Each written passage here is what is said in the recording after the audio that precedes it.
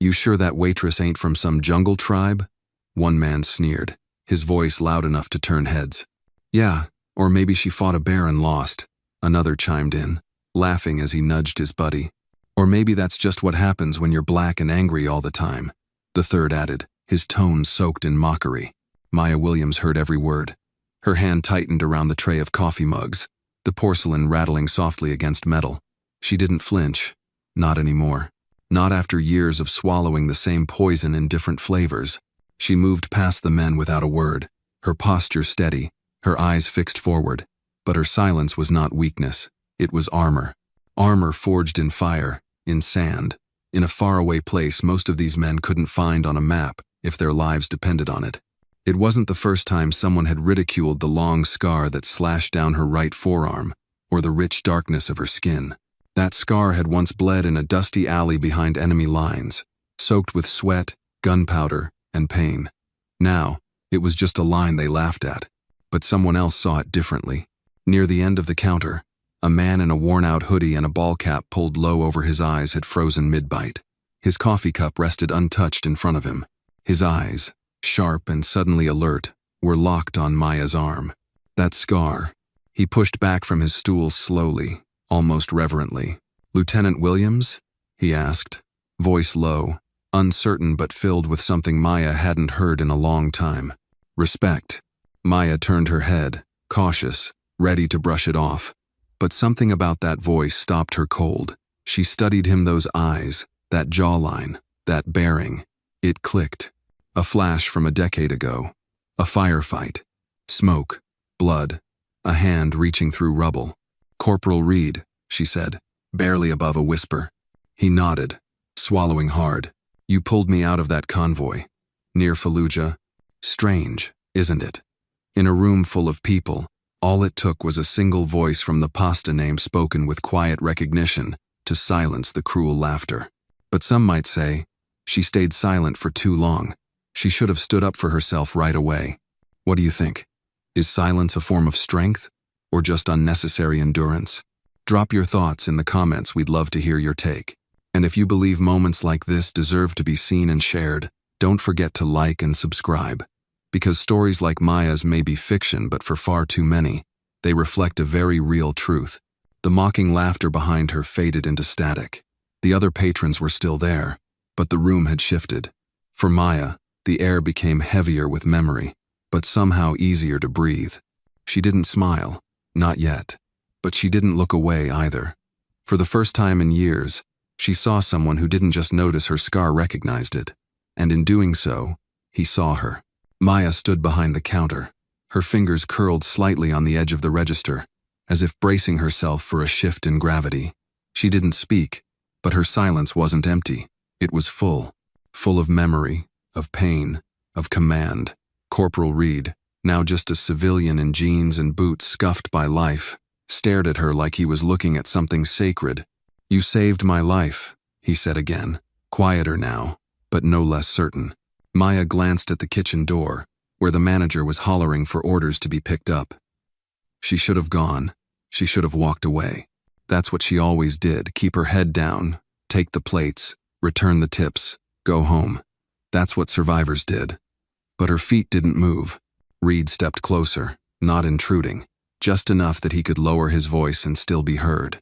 "They told me I wouldn't make it. You held my artery closed with your damn fingers while we waited for evac.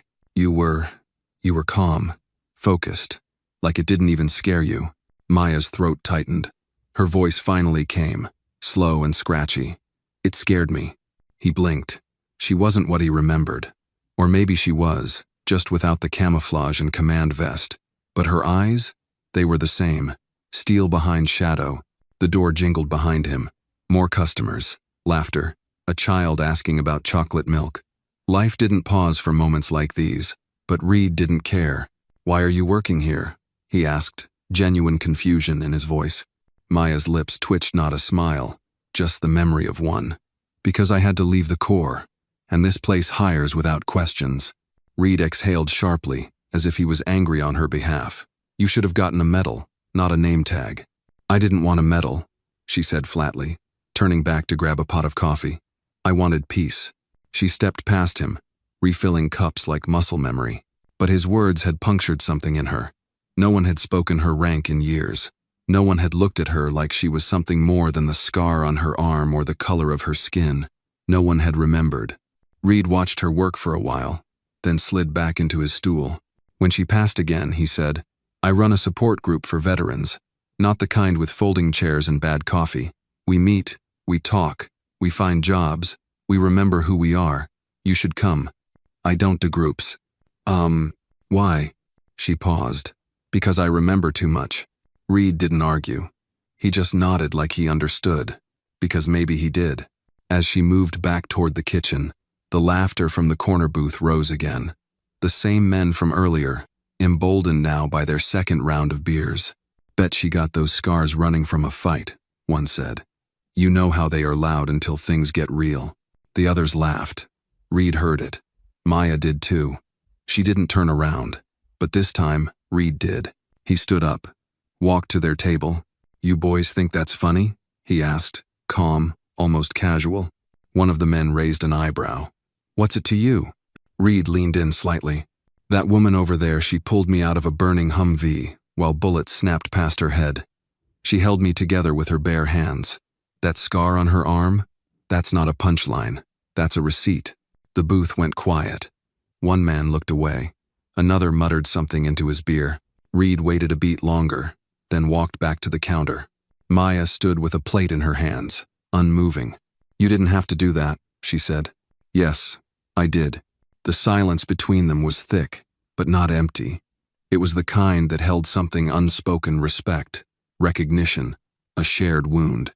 Finally, Maya said, "You still meeting with that group?" "Every Tuesday. VFW Hall on Bissonnet." She nodded once, then returned to her station. But something in her had shifted. For the first time in a long while, she felt seen. Not for her scars, not for her silence, but for her service. The rest of the shift passed quietly. The corner booth paid their tab and left early. Reed stayed.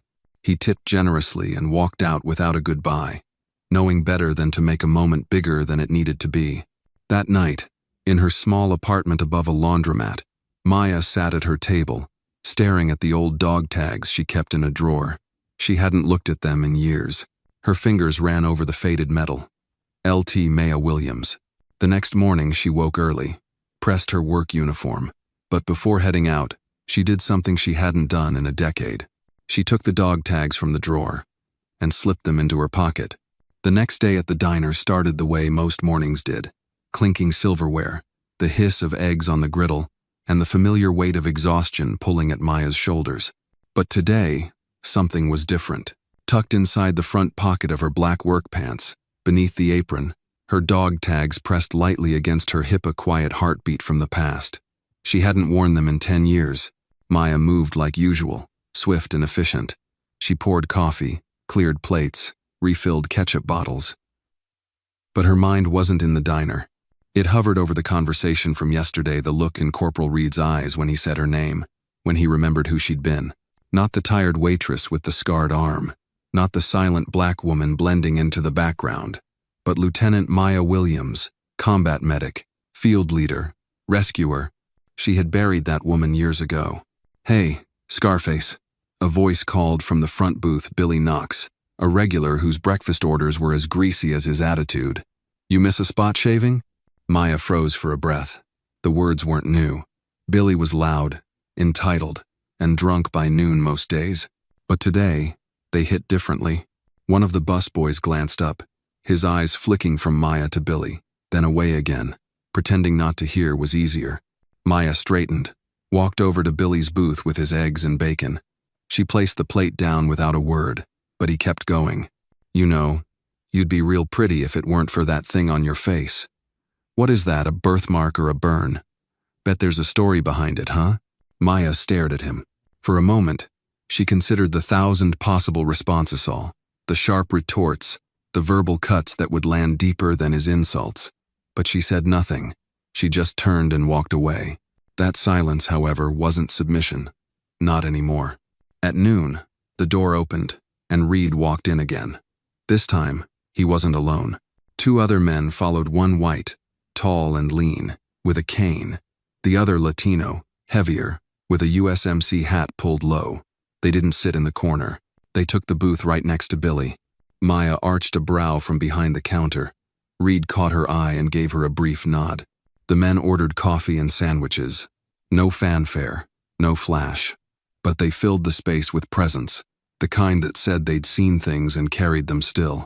Billy kept quiet for a while, but it was clear he didn't like the shift in the room.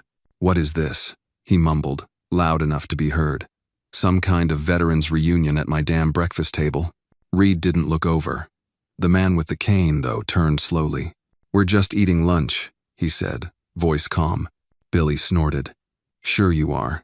Hope none of y'all get flashbacks and flip the table." Reed set down his fork. "You got a problem with veterans?" Billy met his gaze. "Nah, just don't like people acting like they're better than the rest of us." Maya walked over, placed a new pot of coffee on the counter. She wasn't going to let this spiral. "Mr. Knox," she said, voice low but firm, "how about we leave folks to their meal, and I'll get you a refill?" Billy looked at her, his mouth twisted in that usual sneer. "Oh, now you got backup, huh? What, gonna sick the military on me?" Reed stood. Not fast, not aggressive, just steady, measured. He walked over to Maya and said, loud enough for the room to hear, "This woman saved 3 lives on one patrol. One of them was mine. She carried a grown man 50 yards under fire, then held his artery with her bare hand for 40 minutes. So when you laugh at her scars, you're laughing at what kept us alive." The diner went still. Billy blinked. His smirk faltered. He looked around, noticed the silence, the other patrons watching. For the first time in a long time, he didn't have a comeback. Reed turned to Maya. "You should come Tuesday night. The guys want to hear your story." "I told you," she said quietly. "I don't do groups." "Then don't talk," he said. "Just sit. Just be." After they left, Maya retreated to the small back alley behind the kitchen. The air was thick with heat and the scent of fryer oil, but at least it was quiet. She leaned against the brick wall and let herself breathe. She pulled the dog tags from her pocket, ran her thumb over the stamped letters. She remembered the night she got them. Basic training graduation. Her father, a postal worker who'd never left the county, had stood straighter than a flagpole when she'd walked across that stage. Now, 10 years later, those same tags felt like a map she'd forgotten how to read. Back inside, the busboy Jesse, a college kid working weekends, approached. "Hey," he said hesitantly. "That guy, Reed? He was telling the truth, wasn't he?" Maya looked at him. "Yeah, he was." Jesse nodded, then ducked his head. "I didn't know. About you. I mean, I just thought that I was just the lady with the scar," Maya said, not unkindly. He looked sheepish. "Yeah. Well," she said, pocketing the tags again, "now you know." That evening, after the last customer left and the chairs were turned up on tables, Maya lingered a moment longer. She wiped down the counter slowly, her movements less robotic than usual. When she turned off the lights and stepped outside, the breeze was cooler than it had been all day. She didn't know yet if she'd go on Tuesday. She wasn't sure if she could sit in a room with other soldiers and not come apart. But for the first time in years, she didn't feel like she had to carry the silence alone. And sometimes, that was the first step toward remembering how to speak. Tuesday evening crept in like a quiet question, the kind that lingered in the air long before it demanded an answer. Maya sat at the edge of her bed, her work uniform neatly folded for tomorrow's shift. The dog tags rested on her palm, cool and weighty, like truth often is. She stared at them for a long time. The street outside her apartment hummed with life, neighbors yelling across balconies, a dog barking at nothing, the faint wail of a siren in the distance. She looked at the clock. 6:48 p.m. If she left now, she'd make it to the VFW hall just in time. But her feet didn't move. Her chest felt tight, her pulse faster than usual. Going meant stepping back into a world she'd buried. It meant admitting to others and to herself that she still carried it. Then she thought about Reed, about how he looked at her like she still mattered, about how his voice didn't falter when he spoke the words she hadn't heard in a decade. "Lieutenant." At 7:01, Maya grabbed her denim jacket, slipped the dog tags around her neck, and stepped into the night. The VFW hall wasn't far. just 10 minutes away, tucked behind a gas station and an abandoned car wash. A squat brick building with faded white trim and a sign that buzzed softly under the porch light. Post 392. All wars welcome. Maya paused outside the door, took a breath, then pushed it open. Inside, the space smelled of coffee, old wood, and something warm and familiar like a memory kept safe in a drawer. Folding chairs were set up in a circle. A pot of chili steamed on a table in the back, alongside plastic cups, soda, and a tray of cornbread. There were only about 8 people, men and women, young and old. Some in denim, some in camo jackets. No uniforms, no rank, just stories. Reed spotted her first. He didn't smile or wave. He just nodded, like he'd known she'd come. Maya gave him the smallest nod back and took the empty chair next to a soft-spoken woman with silver braids and calloused hands. No one asked her to speak. They didn't even introduce her. The circle was already in motion. "I still hear him," one man said, staring at the floor. "Every time I close my eyes, my buddy Danny. I still smell the oil on his uniform." "I thought I was fine," a younger woman added, her leg bouncing. "Until I couldn't sleep through fireworks last 4th of July. There was no judgment, only listening. Maya stayed quiet. For 45 minutes, she listened to stories of pain, pride, and everything in between. The words weren't polished. Some were choppy, broken in the middle. Others came out fast, like they'd been bottled up for years. Still, each one landed with weight, with purpose. Finally, Reed spoke. "I brought someone tonight," he said, his eyes flicking to Maya for only a moment. "Someone who saved my life without ever asking for thanks. She didn't come here to talk, but I just want you to know who she is." Maya felt every eye turn to her, gently, like a breeze. She didn't flinch, but she also didn't speak. Instead, she reached up and touched the dog tags around her neck. "I didn't come here for thanks," she said, her voice steady, though quieter than she expected. "I came because I forgot what it felt like to belong." A pause. Then she added, "And because yesterday, someone reminded me I used to be brave." That was all. She sat back, hands resting in her lap. But the silence that followed wasn't awkward. It was full, a shared breath. Afterward, as people stood to gather plates and talk in pairs, Maya lingered by the coffee table. The woman with silver braids approached. "You don't have to talk to heal," the woman said. "But you do have to show up, and you did." Maya nodded grateful. "Thanks. You were Army?" "Medical Corps," Maya said. "Iraq, 2007 to 2011. The woman offered her hand. "Sharon, Marines, 86 to 90. We all carry something." Maya shook it, then poured herself a cup of coffee. It wasn't good, but it was warm. On her way out, Reed met her at the door. "You okay?" he asked. She thought for a second. Then, "Better than I thought I'd be." He smiled. That's how it starts. They didn't hug. They didn't exchange promises or plans. Just a nod, a knowing. When Maya got home, she placed the dog tags back on the table, but this time, not in the drawer. She left them out, like a light left on in a dark room. And as she lay in bed, listening to the familiar city sounds beyond her window, she realized something she hadn't let herself feel in years. Hope, small, quiet, but real. And in the morning, when she walked into the diner, she wore the tags around her neck, visible this time, a symbol not of war, but of survival, of presence, of truth. And the regulars? They noticed. Some looked away, unsure. Others nodded, silently.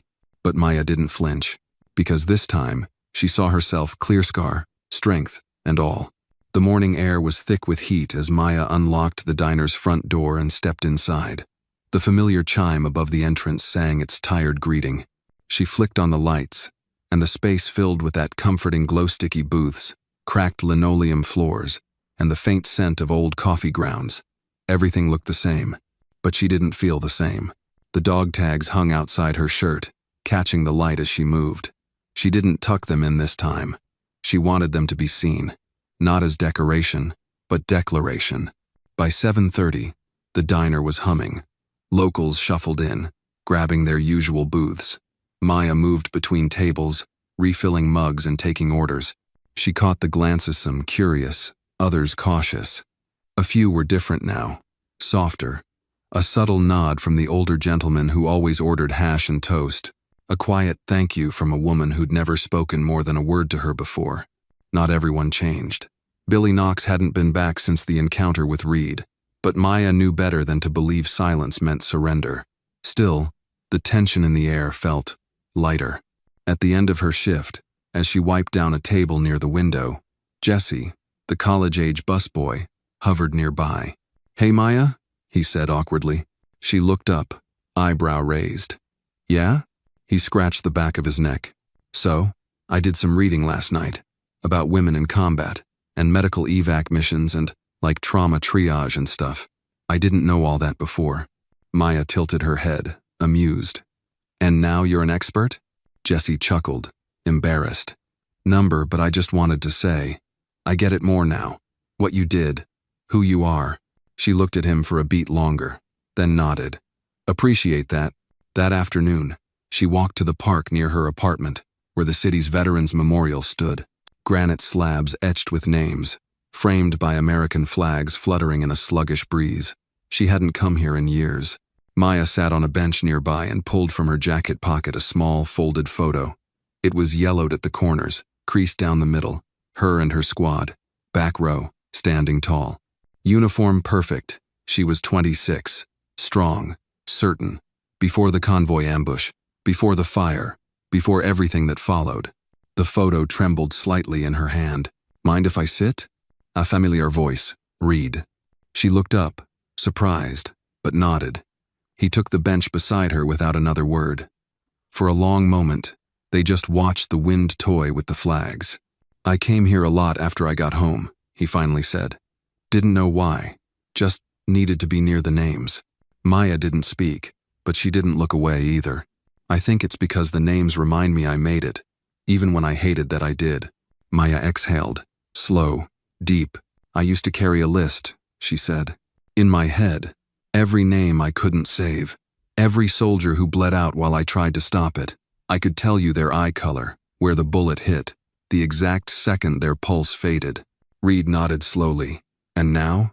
I don't need the list anymore," she said, "because it never leaves." They sat in silence again, the wind carrying whispers between the stones. "You know," Reed said, "some of the guys at the group, they want to start doing outreach, speaking to kids, schools, places like that. We were thinking, maybe you could help." Maya raised an eyebrow. "You want me to talk to teenagers?" "Not just talk. Be real. Show them what strength looks like after survival. You got a story, Maya, and it's not just war. It's what came after, and how you kept showing up." She considered it. The idea of sharing not just the battles, but the silence afterward, the grief, the rebuilding. It felt raw, exposed, but maybe it was time. "Let me think about it," she said. "Sure," he replied, standing. "No rush. We'll be at the hall next week." She watched him walk off, steady and calm, like a man finally at ease in his own skin. When he was gone, Maya folded the photo, placed it back in her pocket, and stood. That night, she opened a box buried in her closet. Inside were journals, medals she'd never displayed, a folded American flag, and a battered field manual with her name scrawled on the inside cover. She pulled it all out, spread it on the floor like a map of who she'd been, and she began to write.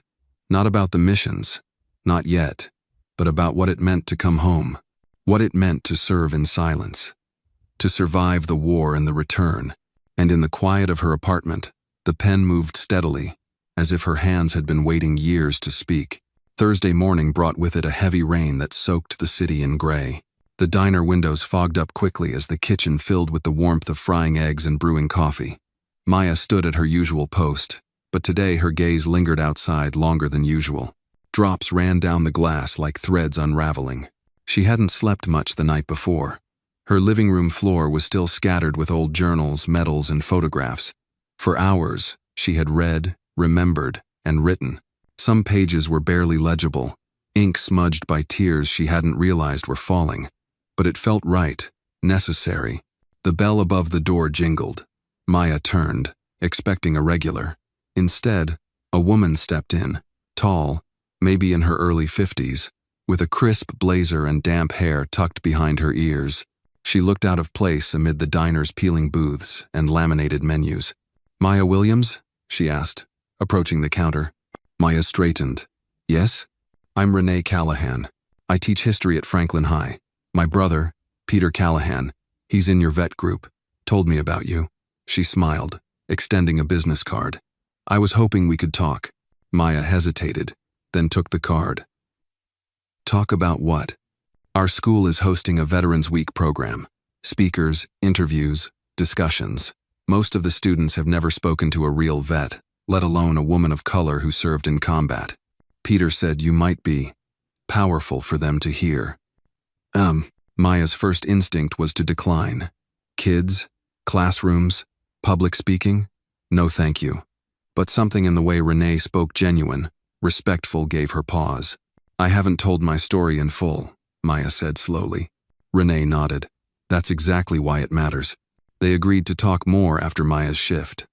As she moved between tables that morning, Maya found herself distracted, not by fear, but possibility. The idea that maybe her scars, her silence, weren't dead ends but doors.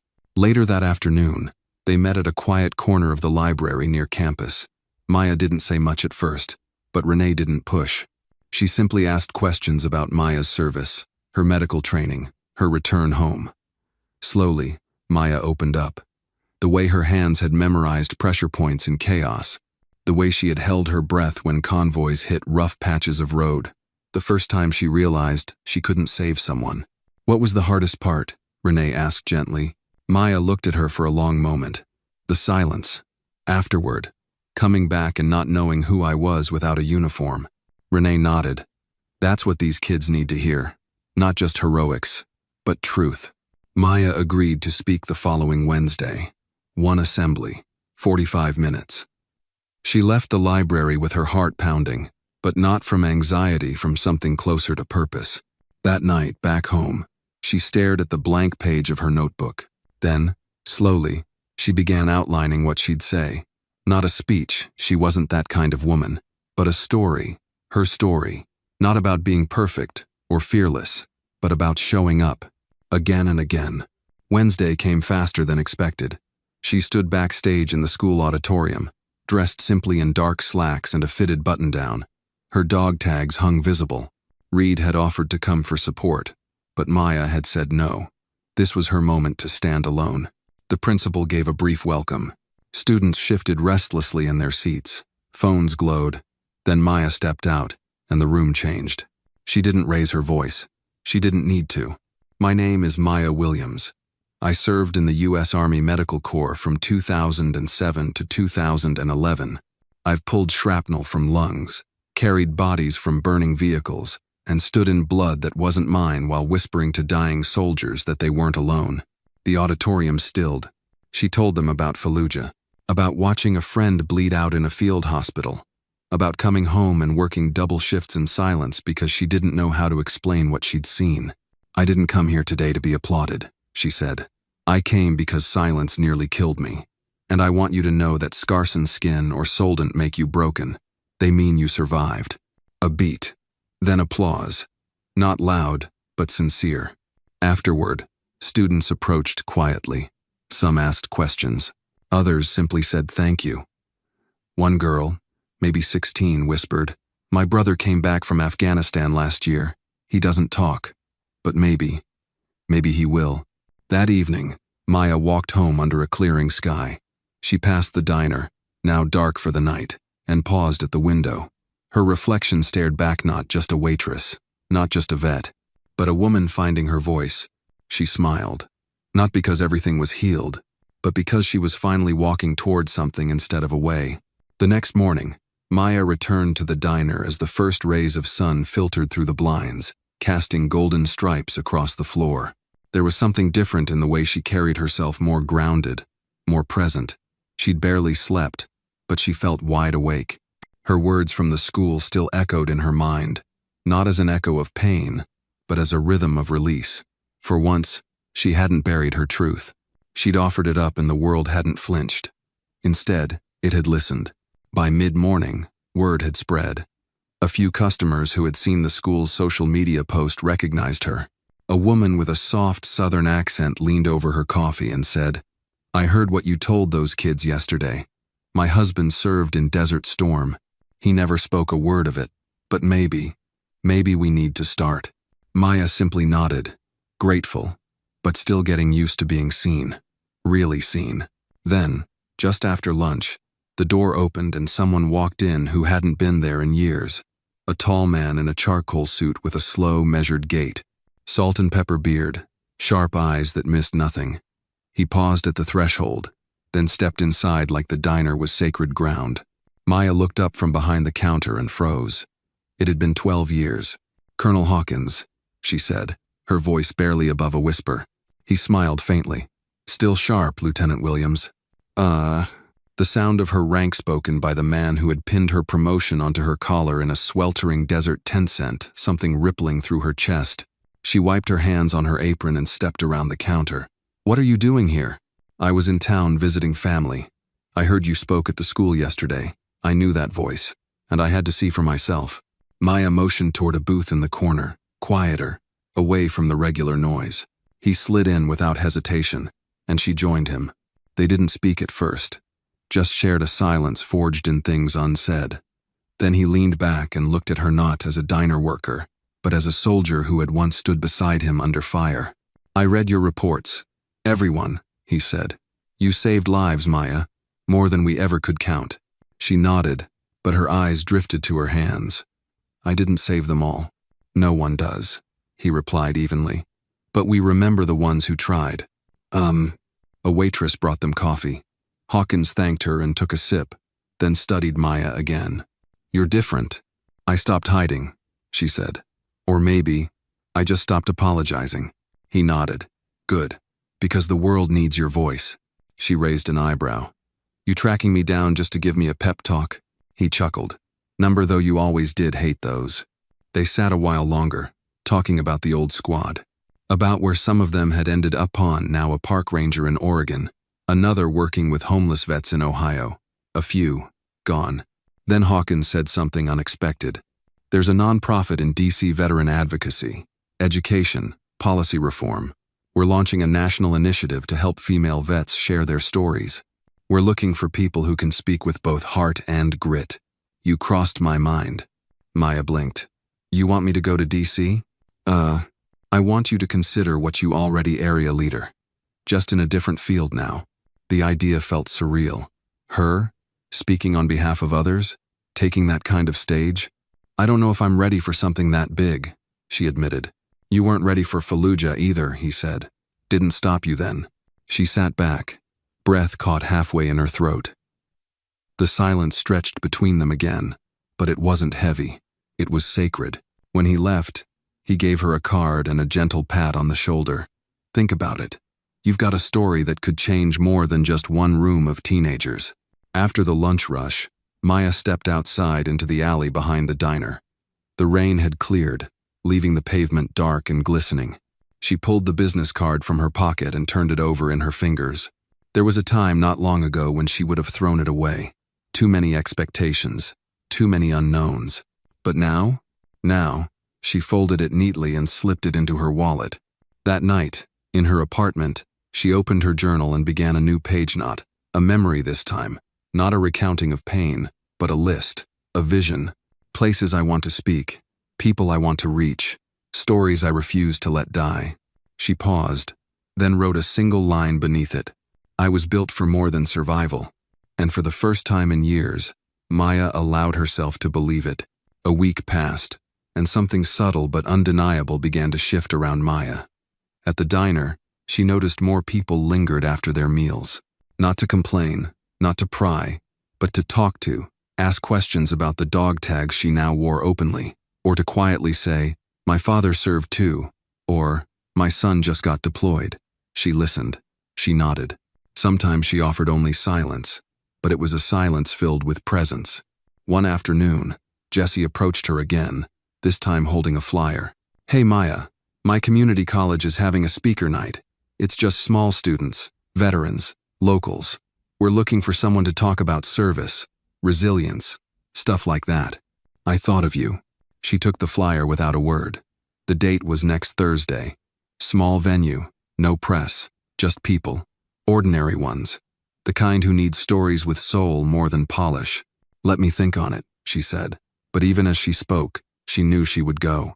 Later that evening, Maya walked to the VFW hall, not because she needed the group that night, but because it had become a place that made her feel anchored.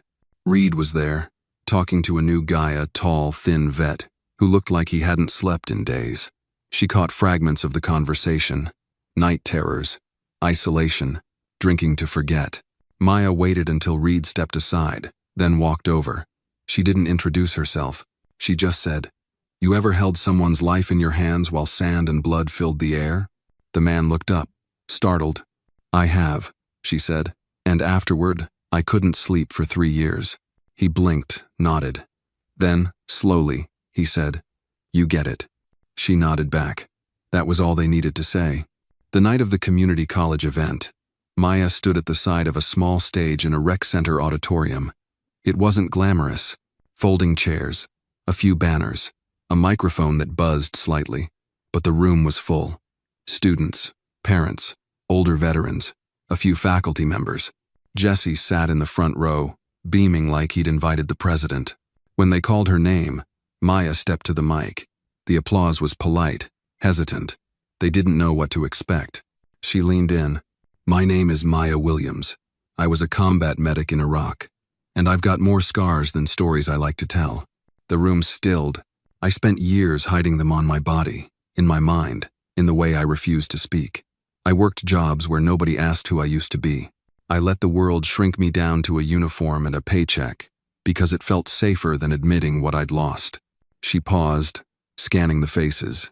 But then someone reminded me that I'm still here, that surviving isn't shameful, it's sacred, and that our stories don't dishonor the fallen, they honor them by making sure what we lived through doesn't disappear.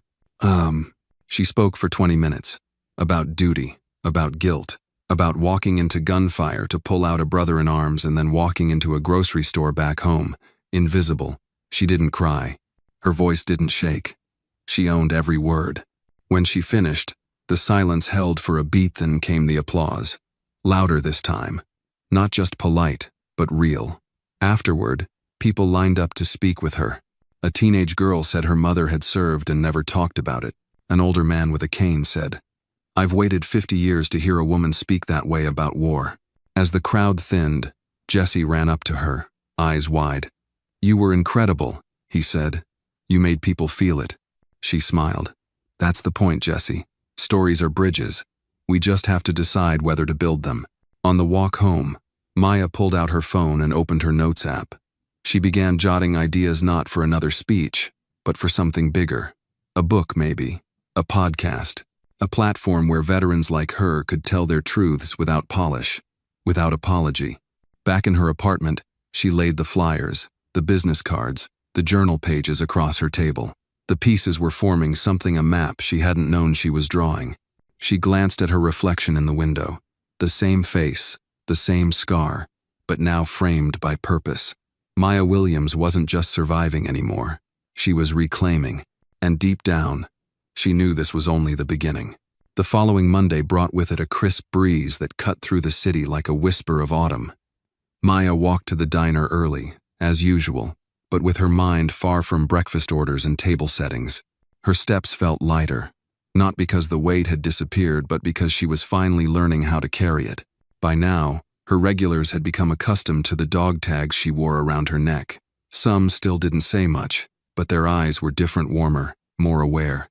Even Billy Knox, who had returned quietly one morning and sat with a rare silence, had taken to simply nodding toward her without a word. She didn't need his apology. His acknowledgement was enough. Just after the breakfast rush, a woman entered the diner, holding a large manila envelope and a worn leather bag. She scanned the room until her eyes landed on Maya, then made her way forward. "Maya Williams?" the woman asked. "Yes," Maya replied cautiously. The woman extended her hand. "Janine Cross. I'm a producer for a podcast called Bearing Witness. We focus on telling the real, unfiltered stories of veterans. A colleague of mine was at the community college event last week. She said your story stopped the room." Maya raised an eyebrow. That right? She said your words weren't just powerful, they were necessary. I'd like to invite you to share your story on the show. You'd have full editorial control. It's not about sensationalism, it's about truth. About letting people see what we've kept hidden too long. Maya hesitated. Another door. Another choice. Would I be alone? Janine shook her head. Not at all. Each episode pairs the vet with a fellow guest, someone they've impacted or been impacted by. It helps bridge the gap between personal and public. If there's someone who helped you find your voice again, they could be there too. Reed. The name floated into her mind without permission. She hadn't seen him in a few days, but their conversations had lingered, like echoes with weight. I'll think about it, Maya said, taking the envelope. Janine smiled. That's all I ask. After her shift, Maya didn't go home right away. Instead, she walked to the riverfront park where she sometimes sat to clear her head. She opened the envelope on a bench and scanned the outline. It wasn't a script, just prompts, gentle guides. What did you leave behind? What do you still carry? What does healing look like? That last one made her pause. Healing wasn't a destination, she thought. It was motion, a choice to keep stepping forward even when the road vanished underfoot. She texted Reed. You busy? Got something I want to ask. The reply came almost instantly. Not busy. You picking the coffee or am I? An hour later, they sat in a small cafe near the edge of town, one of those places with chalkboard menus and mismatched mugs. Maya told him about the podcast offer, about the invitation to speak not just into a room, but into the ears and hearts of thousands. Reed listened, arms crossed, but eyes soft. You think I should do it? She asked. I think you already did, he said. You just haven't hit record yet. She chuckled. They want the person who helped me rediscover my voice. That'd be you. Reed blinked. Me? You reminded me that I'm not invisible, that I didn't lose everything in the fire, just the uniform. He looked away for a moment, clearly moved, then cleared his throat. If I'm sitting next to you, I'm not just there for moral support. I'm answering the questions too. She smiled. Deal. They scheduled the recording for the following week. In the days leading up to it, Maya began gathering pieces of her story memories that had once been too painful to face. She reread old letters from fellow medics, sifted through photos, made notes in her journal, but she didn't rehearse. She didn't want to perform. She wanted to show up as she was. When recording day arrived, the studio was quiet, intimate. Just a few microphones, a small team, and the host, a calm, middle-aged woman named Teresa, who had once been embedded with troops in Kandahar. She welcomed Maya and Reed like old friends. When the mics turned on, Maya's heart pounded, but she didn't freeze. She started with silence. Then, I didn't think I had anything left to say. I spent 10 years waiting for someone else to tell my story. Then I realized no one else could. She spoke of her time in Iraq, of blood and dust and moments of grace between the horror. She spoke of the silence that met her when she returned, the ache of feeling erased. And then Reed spoke. He described the moment he saw her in the diner again, how he recognized the scar before the face, how her strength had never left it, had simply gone unacknowledged. Together, they painted a portrait of survival, not just of war but of the world after. When the recording ended, the room stayed still. No one rushed to pack up. Teresa wiped at the corner of her eye. That, she said softly, was more than an interview. That was a reckoning. Maya felt it too. Something had shifted again, not away from pain, but through it. As they left the studio, Reed turned to her. You ready for the world to hear you now? She didn't hesitate. I think the world's been ready. I just had to meet it halfway. And in that moment, she wasn't just a survivor. She was a witness, a voice, and a reminder that even the quietest scars can echo far, if you're brave enough to speak. The podcast episode aired 3 days later, titled simply, The Scar We Share. Maya didn't know what to expect. She had spoken her truth, not polished or packaged, but raw, unfiltered. Part of her feared silence in response. Another part feared too much attention. She was not used to being seen, not like this. The first message came before sunrise. A direct message on her rarely used Instagram. I'm a nurse in Ohio. My husband never talks about his deployments. But last night, we listened to your story. He cried. Thank you. By noon, her inbox was flooded. Former soldiers, students, mothers, social workers. Some wrote long letters, others just sent a line or two. You gave my pain a voice. I thought I was alone. You helped me understand my daughter. Maya sat in her living room, laptop open, stunned, not by the volume but by the depth.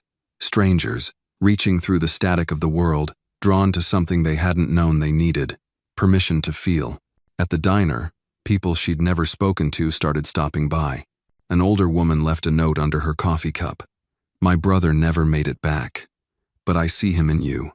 A teenage boy asked if he could record a school project on her story. Even Billy Knox, gruff and standoffish as ever, offered a quiet, awkward, heard that thing on the radio. You, held your own. That night, Maya found herself staring at the folded piece of paper she'd pinned to her fridge 2 weeks ago. The list. Places I want to speak. People I want to reach. Stories I refuse to let die. She grabbed a pen and drew a bold line through the top. Podcast episode, done. She didn't stop there. Over the next week, she fielded interview requests, local papers, veterans organizations. A public library in Charleston invited her to keynote a community talk on women in service. She said yes, not because she loved speaking, but because she had something worth saying. At the next VFW meeting, Maya walked in to find a full room. Reed waved her over, but before she could sit, Sharon, the woman with silver braids who had once told her, just showing up is enough, stood and raised her voice. I think it's time we gave Maya a little recognition, she said, smiling wide. Because what she did on that podcast, that wasn't just courage, that was leadership. The room erupted in applause. Maya's cheeks flushed with heat, but she smiled genuinely. Not the practice smile of service, but the quiet kind that said, I accept this. After the meeting, as they cleaned up, Reed handed her a folder. What's this? She asked. Something that might be the next step. There's a veteran storytelling tour starting up 7 cities, small stages, all grassroots. I've been helping organize. We want you on it. Maya opened the folder. Cities, dates, a sample itinerary. Her name printed at the top of the speaker list. You serious? She asked, wide-eyed. He nodded. We've got sponsors, press coverage. It's not big yet, but it's real, and it needs someone like you. She scanned the dates. The first stop was in Atlanta, a city she hadn't visited since basic training. There was a part of her that hesitated leaving town, stepping even further out of her comfort zone. But another part of her burned with quiet fire. This wasn't just about her anymore. It was about all of them, those who couldn't speak, those who'd been buried in silence. I'll do it, she said. He grinned. Knew you would. Maya returned home and opened her journal, flipping past pages of grief and memory. On a clean sheet, she wrote a single line. Let every scar tell a story. Let every story hold a name. She began sketching ideas for her speech new stories, untold ones. Stories of the soldier who taught her to laugh in the middle of a bombing raid. Of the local girl in Mosul who gave her a flower and whispered, safe now. Of the nurse back home who let her cry in a supply closet during her first ER night shift. Each story held weight. Each name deserved space. That weekend, she met with Janine from the podcast team again. They sat in a cafe near the Veterans Center, talking about building something bigger, a series, maybe. A platform dedicated to female veterans of color. A place to archive stories before they disappeared into the fog of war and memory. You're not just telling your story anymore, Janine said. You're building something people can stand on. Maya smiled, the idea taking root. Not just healing, not just speaking, but building. And as she stepped out of the cafe into the bright afternoon sun, she realized that the scar on her arm, the one people once mocked, the one that had kept her quiet for so long, was now a banner, not of pain, but of power. And she would carry it proudly, into the next town, the next mic, the next circle of ears waiting to remember what the world had tried to forget. The Atlanta air was thick with humidity, clinging to Maya's skin as she stepped off the small charter bus that had carried her and 2 other speakers into the city. The heat didn't bother her. It reminded her of long marches under the desert sun, of sand-filled boots and the scent of gun oil mixed with sweat. This was different, though. This heat was life, music. Motion. Atlanta was alive in a way the war zones never were. The event space was modest, a renovated church now used as a community art center.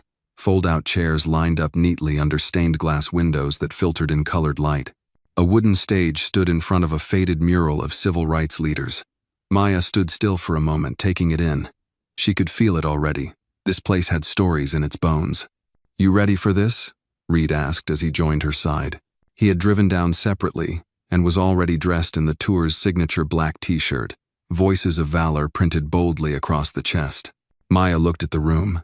No podiums, no teleprompters, just a mic, a spotlight, and rows of strangers. Her kind of place. "Yeah," she said. "I'm ready." The evening program was simple 3 speakers, 1 hour each. No Q&A. Maya was second on the lineup, sandwiched between a Vietnam vet who still carried shrapnel near his spine, and a young woman who'd lost her leg to an IED but found her voice through poetry. She listened to the first speaker from backstage, pacing slowly, running her fingers over the edge of the dog tags around her neck like prayer beads. When her name was called, she walked into the light without hesitation. The applause was polite, curious.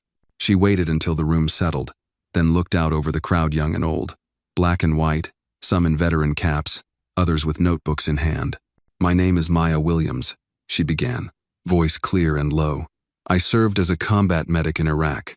I came home with a scar on my arm, one on my back, and 1,000 more where no one could see them."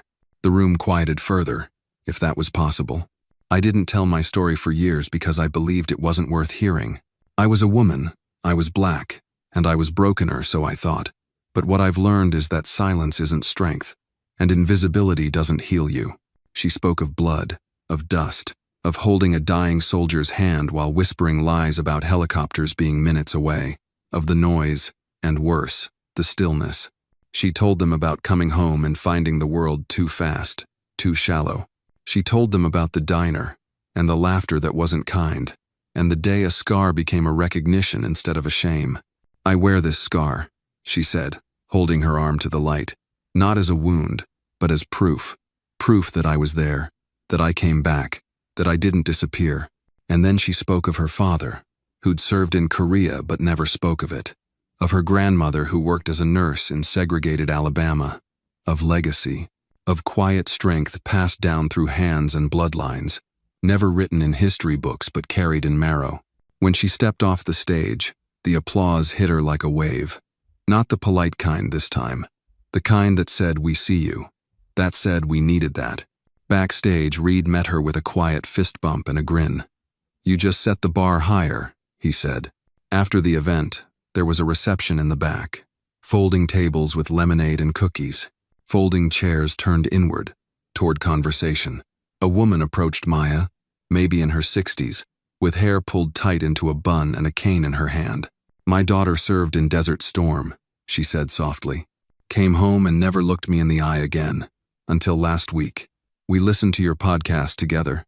She cried in front of me for the first time since '91. Maya blinked hard, emotion rising. "Thank you," the woman said. Maya reached out and gently squeezed her hand. "Thank you for letting her come back." By the end of the night, Maya sat on the steps outside the center, the Georgia sky wide and streaked with stars. Reed joined her, a paper plate of leftover cookies in hand. "I'm not sure I'll ever get used to this," she said. "Used to what?" "Buying heard, buying seen." He handed her a cookie. "You're not supposed to get used to it. You're supposed to honor it." She nodded, biting into the soft cookie. It tasted like church basements and family reunions. Like the places where truth lived. Back at her hotel, Maya pulled out her journal. On a fresh page she wrote, "Atlanta, the 19th of September. I stood in the light. I told the truth, and they listened."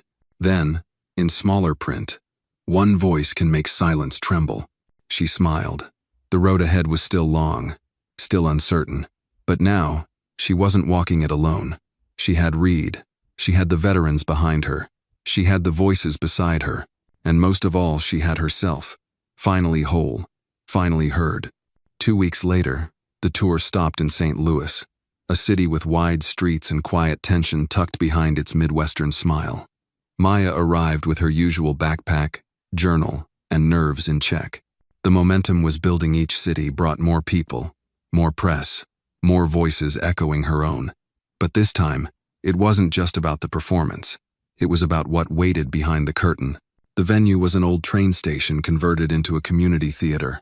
A high arched ceiling loomed above rows of red velvet chairs, and the smell of old wood and dust clung to the air. Maya stood at the back of the auditorium, scanning the space while stagehands adjusted the lights. "What's the crowd like?" she asked Reed, who had arrived earlier and was already mingling with the organizers. He checked the guest list on his tablet. Good turnout. Press. Local vets. A couple schools are bussing in students.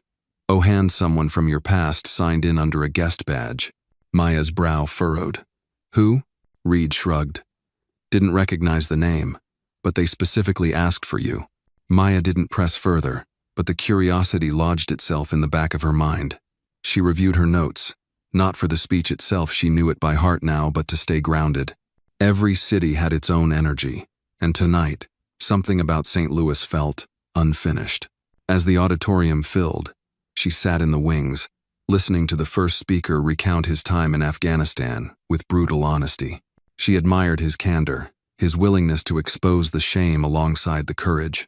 That was the kind of storytelling she believed in, not neat and patriotic, but human and hard. When it was her turn, Maya stepped into the spotlight with familiar resolve. The applause greeted her like an old friend, warm and constant.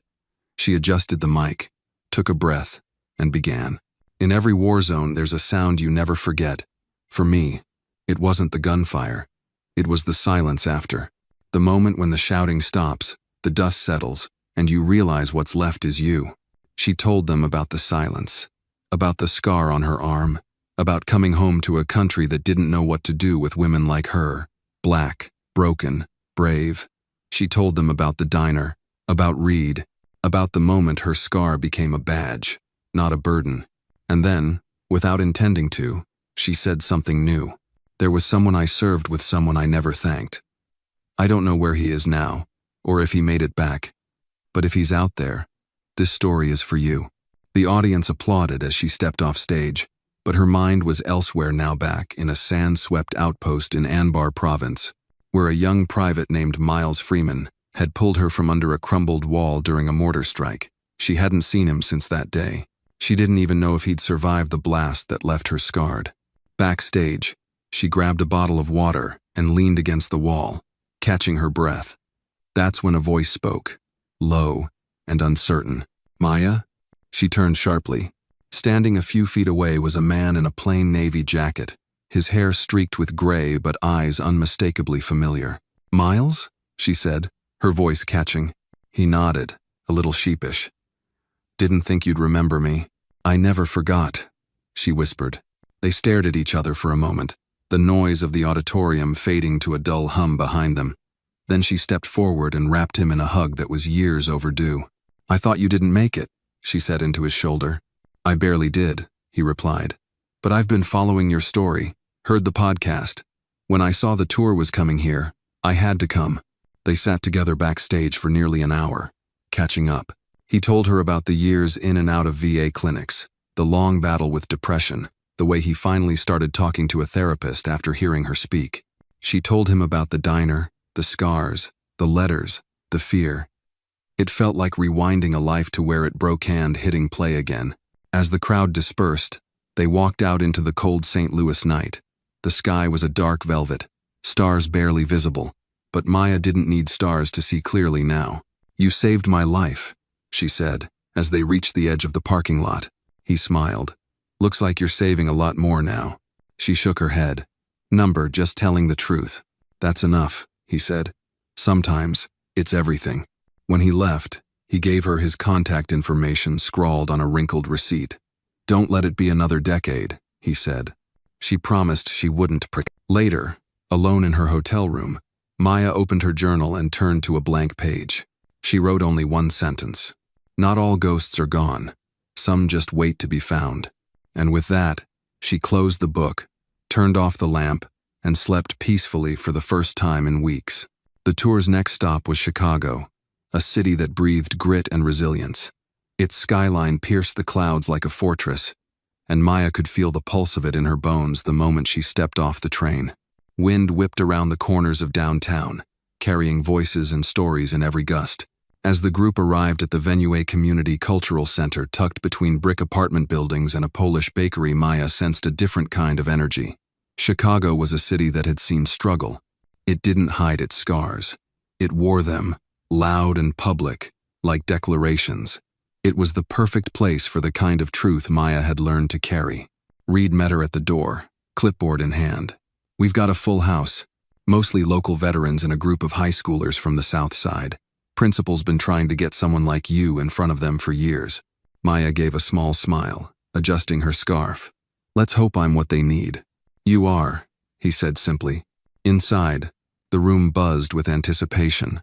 The students sat in the front rows, their faces sharp with curiosity and fatigue, the kind of fatigue that comes from carrying weight too young. Maya remembered that look. She saw herself in it.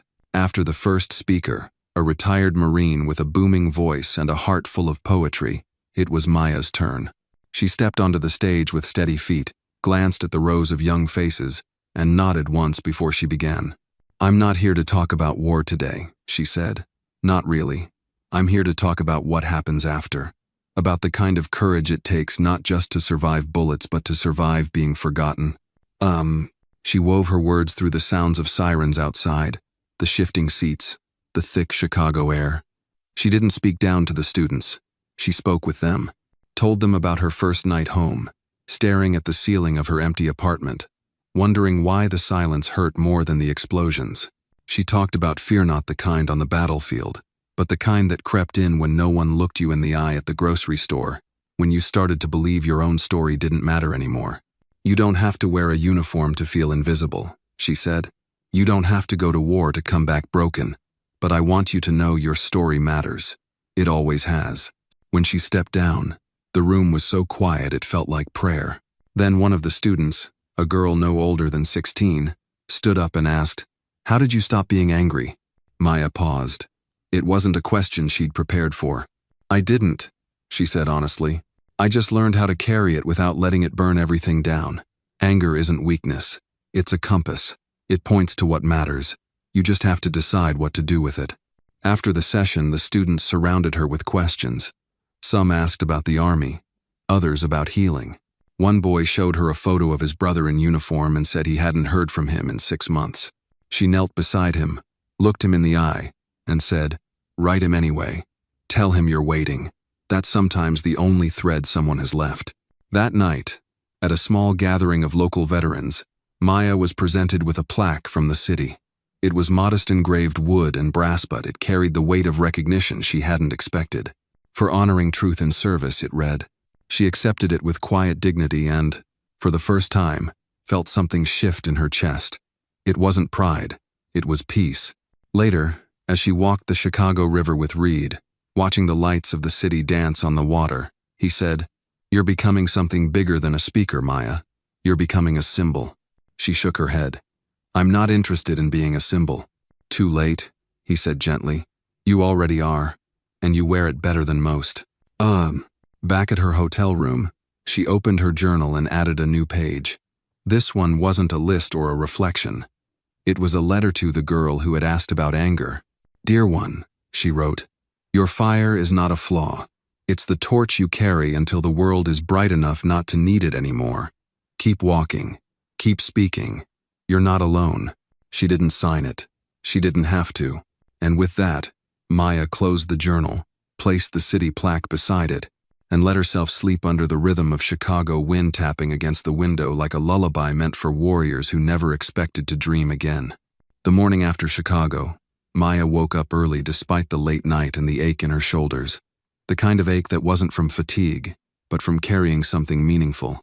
Outside her hotel window, the streets were already stirring, delivery trucks humming, joggers weaving through the sidewalks, the city stretching its bones for another day. She dressed in silence, pulled on her hoodie, and reached for the journal on her nightstand.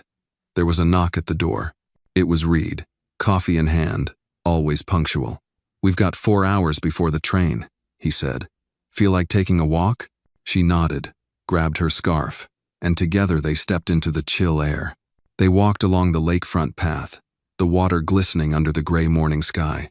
For a long time, they said nothing, Just let the sounds of the city move around them like a quiet song. You ever think about what comes after the tour? Reed asked eventually. Maya slowed her pace. She had, of course. Not in full sentences or plans, but in flashes. Faces, rooms, pages not yet written. I do, she said, and I don't want it to end. Not because I need a stage, but because every stop makes me feel more alive. He nodded. And every stop makes others feel seen. She looked out over the lake. But I can't just keep moving. I need to build something that lasts. Reed smiled. I thought you might say that. He reached into his jacket and pulled out a folded piece of paper. I've been talking to some folks, veterans, educators, social workers. There's funding available for a community space, a physical place for storytelling, healing, workshops. We could start it in DC, call it the Witness House. Maya took the paper with both hands, eyes scanning the preliminary proposal.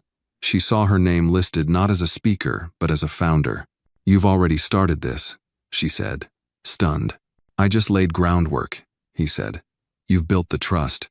Back at the hotel, Maya spent the train ride to Detroit with her journal open and her mind racing. She sketched out idea spaces for veterans to record oral histories, mentorship programs for students, writing circles for women of color who'd been silenced too long. By the time they arrived, she had 3 full pages of notes. The Detroit venue was a historic black church on the edge of the city, its sanctuary converted into a gathering hall.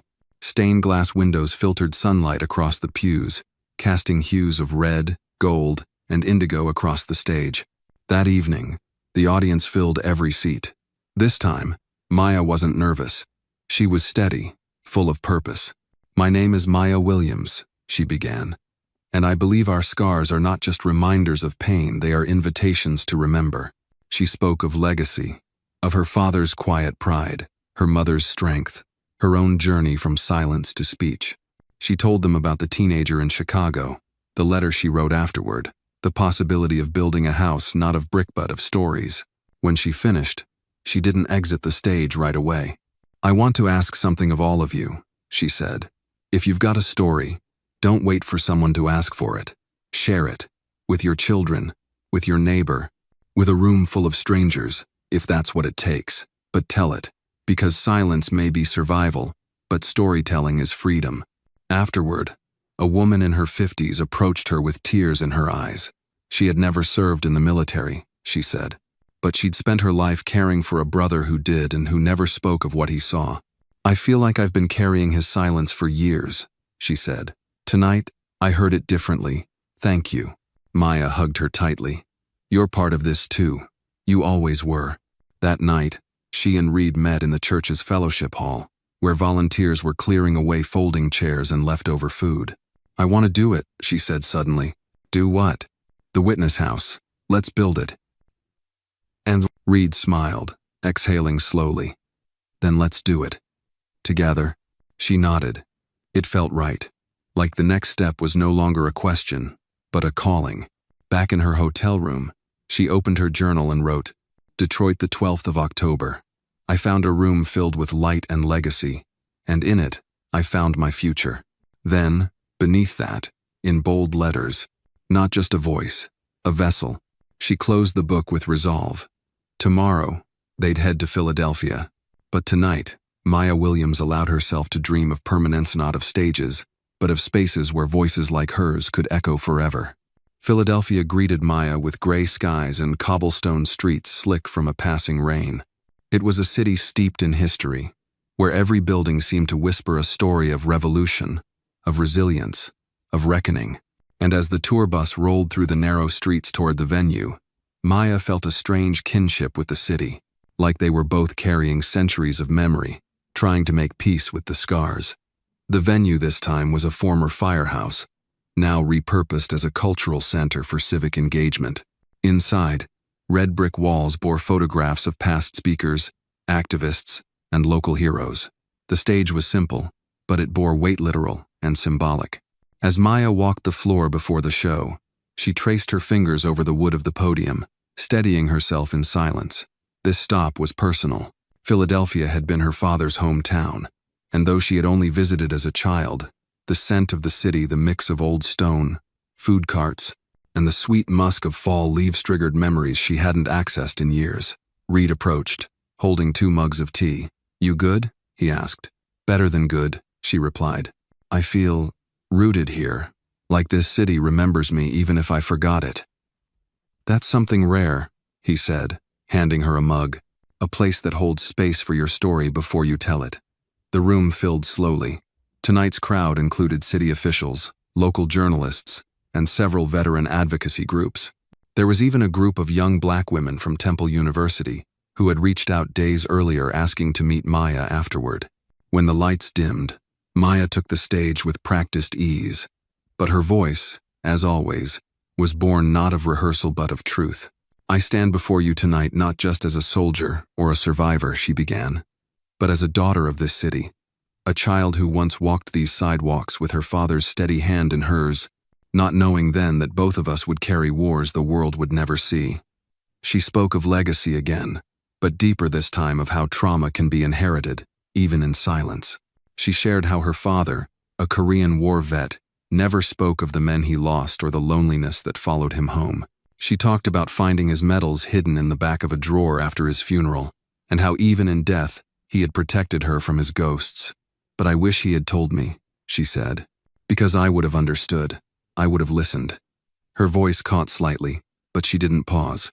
"I tell my story now not just for me, but for him, for every voice that was swallowed by shame, for every family who saw the war in their loved one's eyes but never heard it in their words."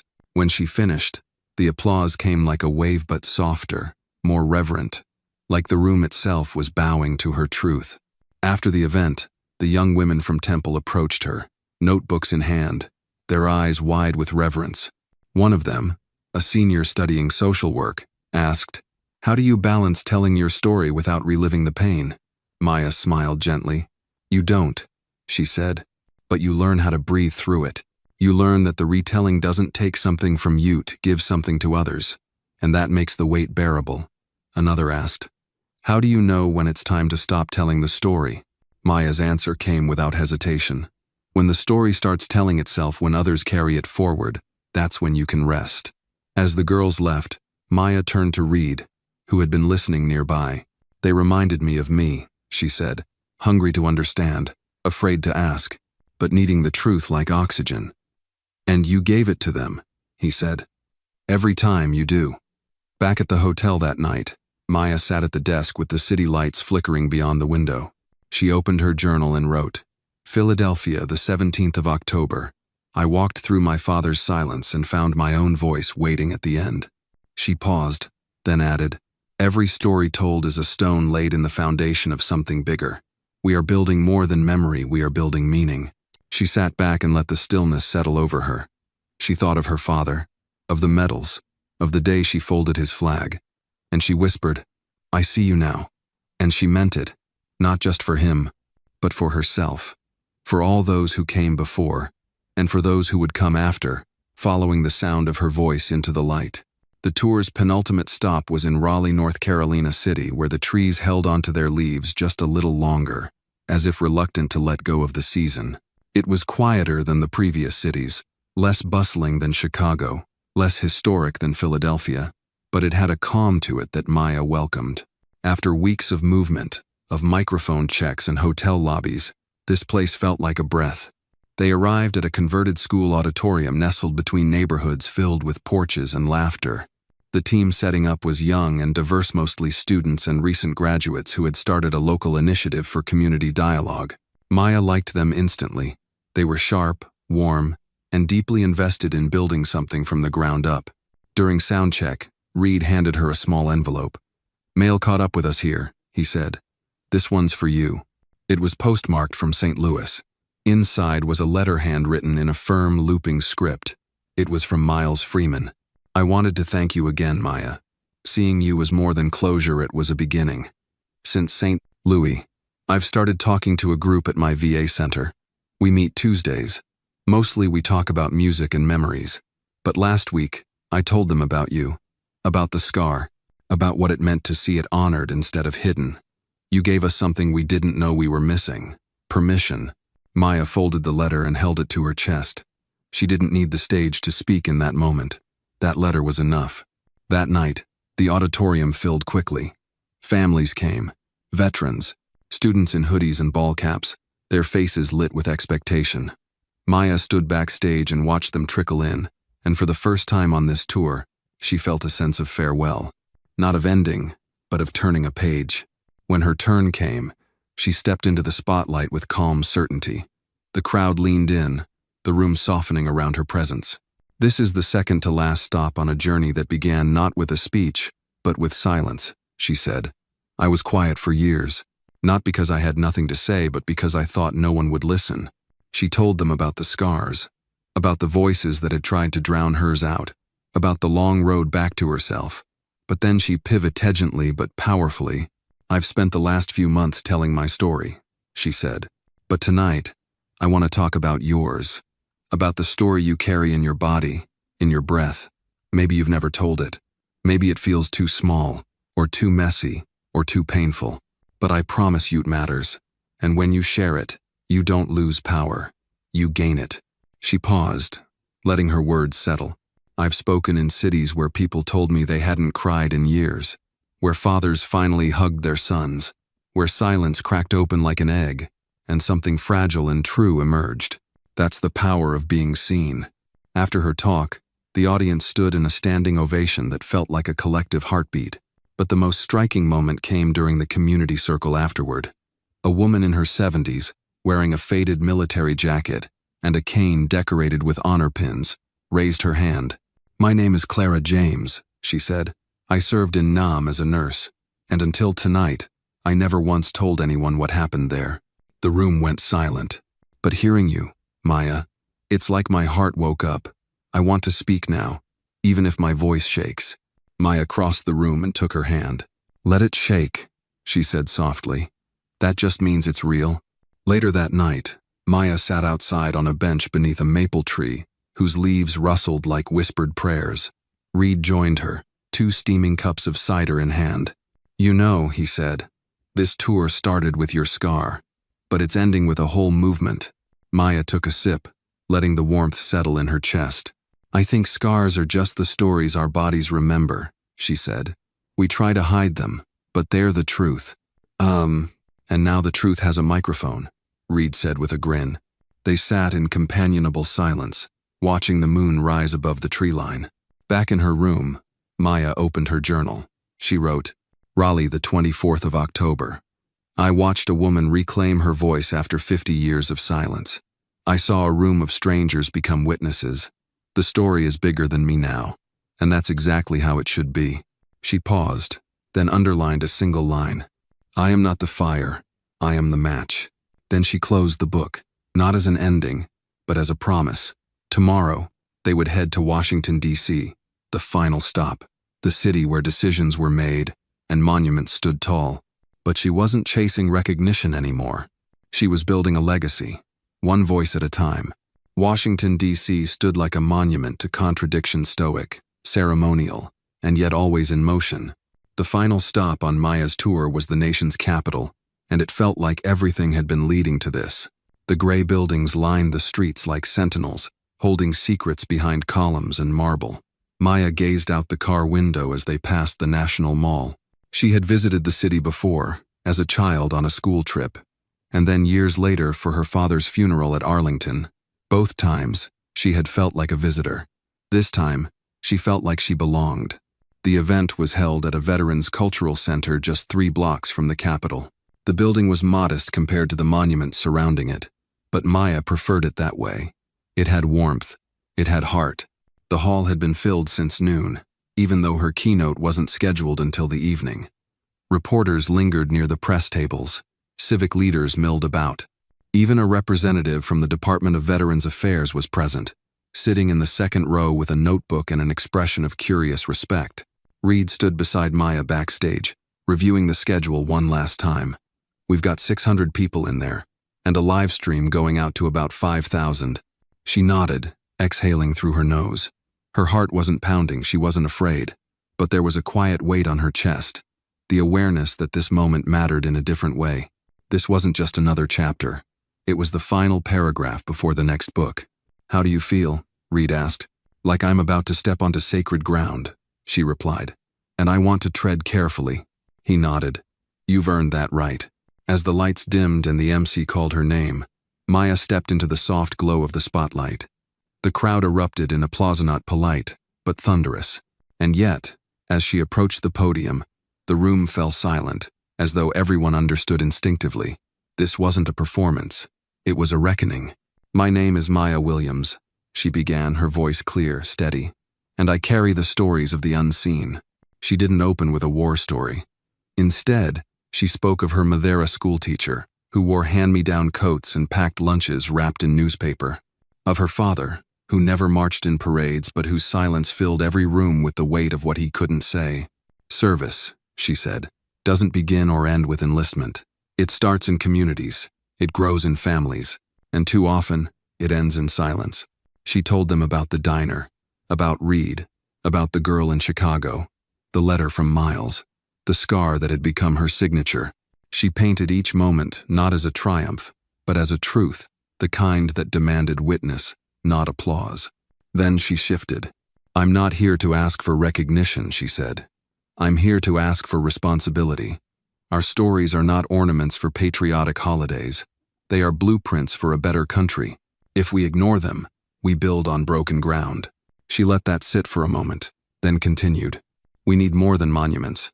We need spaces where truth can breathe. We need the witness house. Gasps, murmurs. Reed had whispered the plan to a few donors and community leaders, but this was the first public declaration. Maya held up a small booklet, the proposal for the center, now finalized. This will be a home for voices that were never supposed to reach microphones. A place where veterans, caregivers, survivors, and seekers can tell their truth without fear of erasure. She closed with the same words she had written in her journal the night before. I am not the fire, I am the match. And with that, she stepped back. The applause this time came like a tide. People stood. Some cried, some saluted. Others just held hands to their hearts. And Maya, standing under that light, understood that her voice had never been alone. It had always carried echoes.